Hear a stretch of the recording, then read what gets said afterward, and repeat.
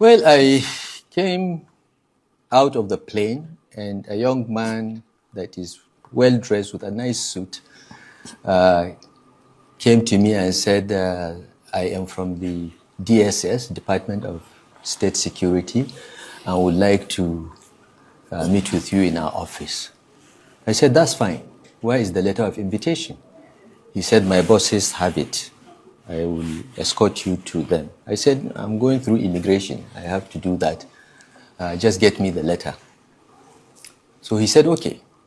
But I noticed that as I started going, more and more people came out. Apparently, I didn't know because I slept through most of the flight, and even when we landed, I didn't call any of my guys to learn what was going on. But apparently, they had moved about 50 DSS operatives 50 to the airport with the specific instructions that I should be detained, I should be abducted and detained. I will come to other details. But so we started working, but I saw more people coming out. You know, I'm a politician. I'm used to crowds. I'm used to people surrounding me. And then as we moved forward, we came to the point that I either go right for immigration or left for the e-visa.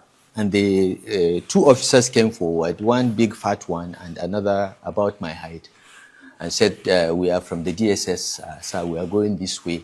We need to go to your office. I said, I'm not going to your office. I'm not going anywhere until you show me a letter of invitation. Your guy said you have a letter. He said, no, sir. I said, if you don't have a letter, I'm not going. You know my house. I live very close to the DSS headquarters. I can even walk down there if you bring a letter of invitation.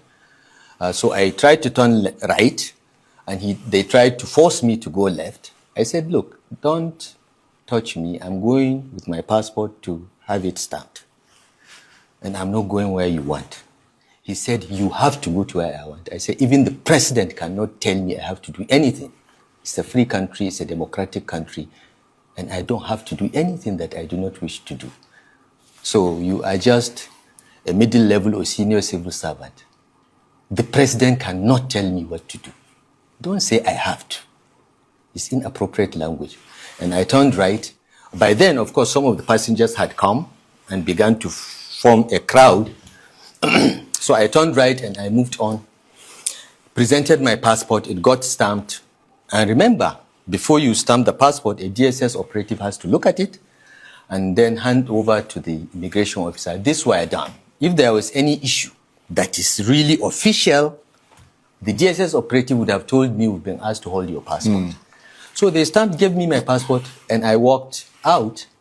But these guys were still following me, saying I have to go with them. I said, you are wasting your time. I'm not going. I'm a citizen of this country, and I've been in government long enough to know the process, the procedure for any investigation. You are free to invite me, and I have been in government long enough to respect institutions. So just give me a letter of invitation. If you don't have a letter of invitation, forget it. I'm not going. But he felt that he could take me by force with the 50 armed DSS operatives he had. But by then, the crowd had become bigger. Passengers from the plane that came with me, as well as the people that came to receive me, now surrounded and said, that's not going to happen. They came up with a second scam. Where is your passport? I said, it's just been stamped. You saw it stamped. Yes, and then one of the immigration officers that is their surrogate said, no, we want to check something on the passport. I said, sorry, once the passport is stamped, it's my private property. And I held on to it. But one of my aides quickly took it away from me, maybe thinking that he would protect it better. That's the aide that got beaten up, and they seized the passport from him. They beat him up? They beat him up. If I had the passport with me, I would I would not be talking this. So this is essentially what happened. They were overpowered. They came with 50 people, but I think maybe 45 out of the 50 decided that this is not appropriate or this is not possible. Right. And I was actually quite touched, Charles, by the way people spontaneously, without any knowledge or any plan, decided that this must be resisted. And I think it portends a danger that the security agencies need to have a rethink. Because once people begin to lose confidence in the neutrality of such institutions, we are on our way to